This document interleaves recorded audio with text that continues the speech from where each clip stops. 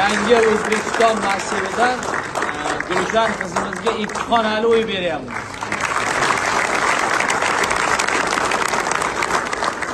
Sizga mana shu 2 xonali uy muborak bo'lsin.